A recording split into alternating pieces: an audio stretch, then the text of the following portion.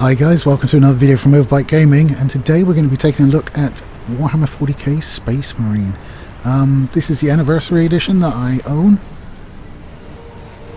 And yeah, I was just checking. I do own it. I was just checking whether it was the anniversary edition or not. But it is, and it's possibly the best Warhammer 40k game that we've gotten thus far. I think obviously we're getting a sequel finally. This came out in September 2011 and we're finally getting a sequel this year. I will be hesitant to give you a date on that because they do keep moving it, which is a bit of an unfortunate thing. It's a third-person action game where you take on one of the titular Space Marines, titular and also called Titus in fact, so ties in nicely like that. And you're being dispatched to a forge world. Now, it's been overrun by Orks, and the Imperium are like, well, there's a Titan down there, so we can't really bomb it. And it's got tons of resources, so we kind of want it. So they decide to dispatch 3 Space Marines.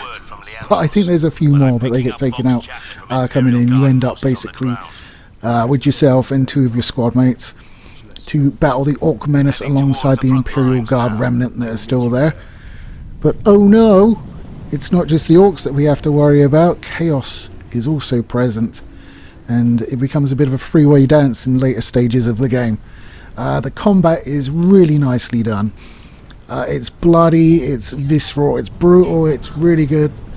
It has a really nice system to make you push forward as well. So you have a shield which recharges automatically, and your health. And the way you recharge your health is by performing executions. So if you're able to like storm into a pack of Orks and just execute, it keeps your health topped up. So it encourages you to play more aggressively rather than sort of like hiding back and trying to plink them with a bolter or something. Speaking of bolters, there is a very nice selection of weapons in this game, both melee and ranged.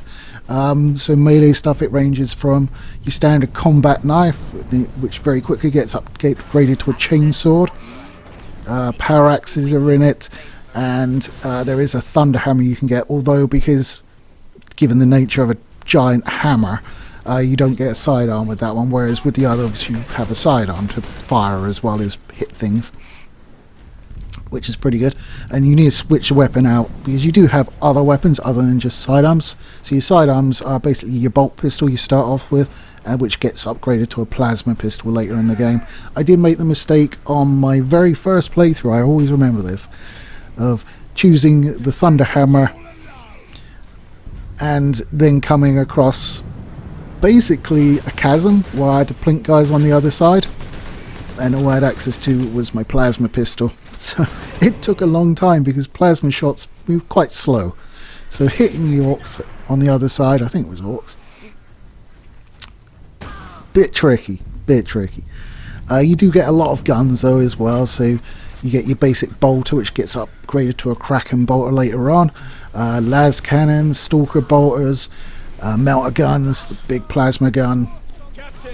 You know, most of the mainstays. There's no grav weaponry. I think this was before it became sort of popularized in the meta for grav weapons and Space Marines to be a thing, because they weren't back in when I started playing. It was like Space Marines had bolters. Fuck off, what are you talking about? Oh yes, well, maybe a heavy bolter here, but it was generally bolt weaponry. The occasional like plasma weapon as well, and combi weapons were also there, but so not grav weapons at that point. Although they were around, because I remember reading about them in Rogue Trader, so there you go. Weird. And then obviously as you move through, there are sections as well where you'll get access to a jetpack, or jump pack, I should say, which adds another sort of facet to the combat as well, because the combat, although very good, can get a little bit repetitive. But it does a good job of you coming across drop pods with new equipment, so you change the sort of method of your combat a little bit each time you pick up something new. So it keeps it quite fresh in that regard. It is visceral and super Warhammer 40k. Is even a term? I don't know. But it's one of those games that you play and you're like, yes, this is exactly how a Space Marine should act. You're not just like rank and file idiots. You are like humanity's best, or they were until Primaris came around, but let's not start on that. And, you know, you go toe-to-toe with things much bigger than you and rend them in two, which is the way it should be for Space Marines. You get big, sort of heavy orcs that are like, "Rrr," and with a few chops and a blow, you can stun them and execute them. Although there's a bit of a button mashy contest in that, but it's not so bad. I don't think I've ever lost one, put it that way, unless I wasn't paying attention and didn't realise it started. So the story is basically, you three go in, you try and like exhume the orcs. You make contact with the Imperial Guard on the ground. You take out a big ass cannon that's keeping sort of reinforcements and supplies from coming in and resupplying the Imperial Guard. And then you make contact with an Inquisitor, and he's like, "Oh, I got this thing that could wipe out the Orc infestation." And it's like, "Okay, cool, we'll do that." It doesn't go to plan because he's a bit of a cheeky boy and has decided to side with Chaos, unfortunately. And then forces of Chaos turn up, and including a Chaos Lord. I think it's a Chaos Lord, could be a Chaos Sorcerer, one of the two. And he's looking to ascend to full demonhood, and you must stop him. And it ends on a bit of a downer, to be fair. Not the death of Titus, because he obviously comes back in too, but given like the things he's gone through, the sort of Inquisition are a little bit, you're suspicious, lad. So he's under investigation, which is never a good thing when it comes to the Inquisition. It's very much like you would imagine the Inquisition would be, given, you know, its real life counterpart. It's very similar to that.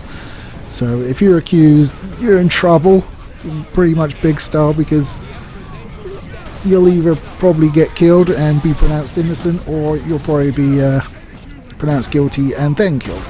So yeah, it's not a great place to be for Titus. But apparently in the new one he's coming back as a Primaris Marine, which I don't know. I love the Primaris armor. I think it looks great. I love the fact they're bigger and chunkier, but like just having better Space Marines kind of annoys me. I mean, it's kind of like, yeah, Games Workshop want you to buy your army again kind of thing. You know, it's a little bit ugh. And plus, like, Space Marines are supposed to be the best, and you know, you're like, oh, we've got better Space Marines. Kind of reminds me of Predators, when you had like the Predator, and then like, oh, we got the Black Predators now. Oh, they're so much bigger and tougher. Look what they've done to this little itty bitty Predator that used to be amazingly cool. They're not cool anymore. Ignore them. Yeah, bugger off. Still prefer the first ones. But you know what I mean? It's that sort of like, oh, you like that guy? Well, this guy's better. You like him more, kind of thing. No, it's alright. And the sequel, apparently, you're also facing Tyrannids or Tyranids, or there's about 4 ways I've heard of saying it, and no one can agree on what's actually right. I normally say Tyranids because I try and fit in. I don't know how I feel about that. I think while they are the sort of probably tied with Chaos for the most sort of threatening thing in the Warhammer 40k for the Imperium, I would prefer to fight Chaos.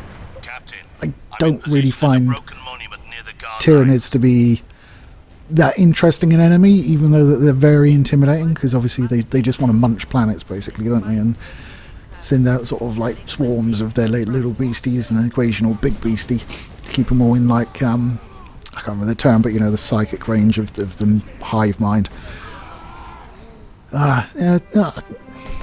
So outside of like the protagonist being like hive mind bug things, I just think it detracts from the storytelling standpoint, because like even with like a Chaos, you know, prince, he can talk and he will have his own ideas and plans, and yes, he's, you know, very evil and corrupted and all that, but you know, he is a person, whereas with the Tyranids, it's just munch, please, more munch.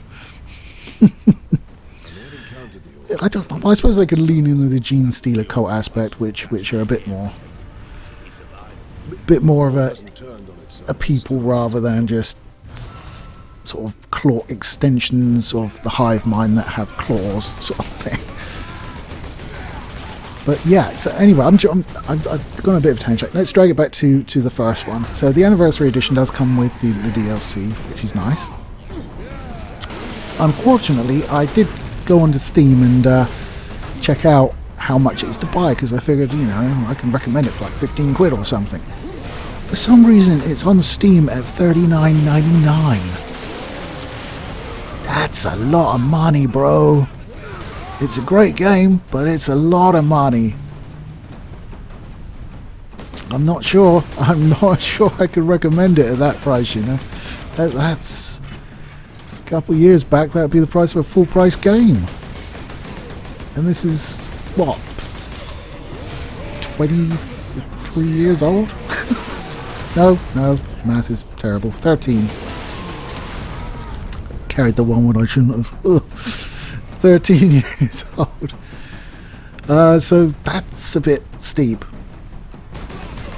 You could also buy it on Steam as part of Sega's Ultimate Warhammer 40k collection, which is £130, but it comes with just shit tons in it.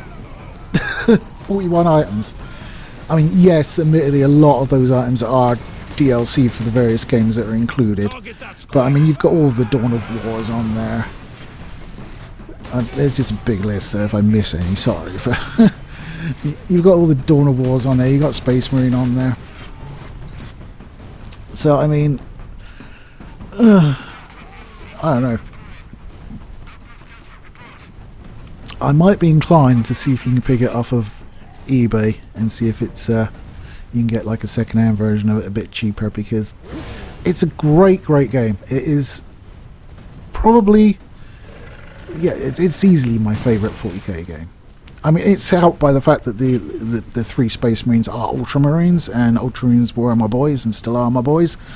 Not because I have any particular affinity for them, but it was just painting a stylized U on a shoulder guard is a lot easier than like painting a pair of wings with a blood drop kind of thing. So Ultramarines it was for me.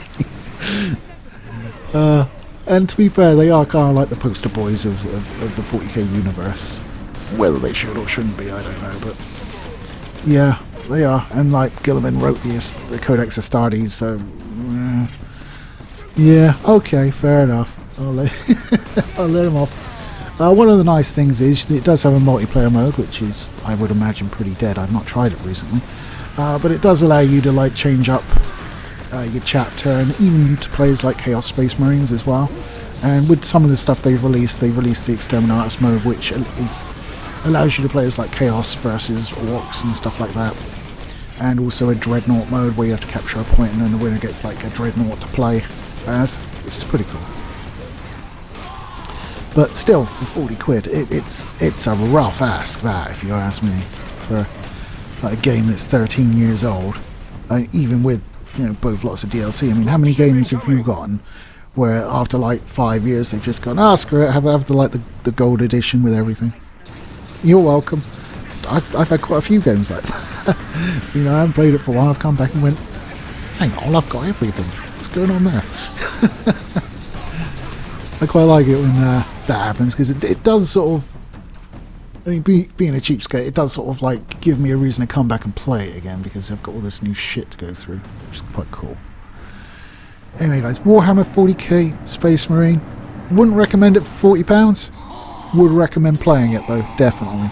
So if you can get it for cheaper than that, hopefully significantly cheaper than that, it's an easy recommendation. It's full of blood, it portrays Space Marines as they should be portrayed in everything. Just tough bastards. I mean, when you just walk past the Imperial Guards and they're all like coming up to your elbow, you're just like, yeah, I feel like a badass. And then you go and punt an orc in the face and lay him across your chainsaw as you rip it up, and he's screaming and blood's going everywhere, and it satisfies the savage in me. Anyway guys, that's it for this week. Take care, and I'll catch you next time.